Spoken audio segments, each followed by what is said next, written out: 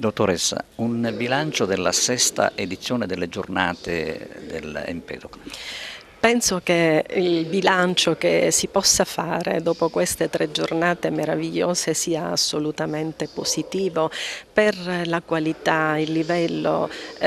lo spessore culturale dei relatori intervenuti, dei contributi offerti e della partecipazione motivata da parte dei ragazzi, che certo è stata indubbiamente preparata in un lavoro didattico che ha visto protagonisti anche i loro docenti, però ecco, la magia di questi incontri che i diversi convegni consentono davvero libera energie,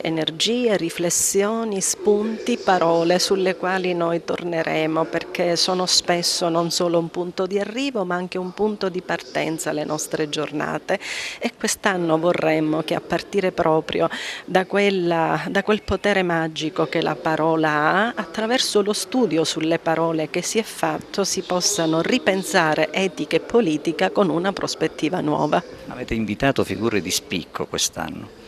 Devo dire che questa è un po' anche una caratteristica delle giornate, che si reggono, e devo questo sottolinearlo, su una disponibilità generosa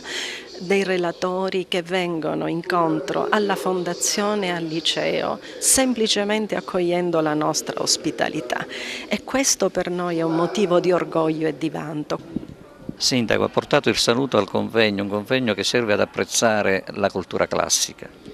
Ma soprattutto a ragionare, riflettere di etica in politica in un tempo in cui siamo inondati da tanta chiacchiera, bulimia di chiacchiere ma di pensiero corto,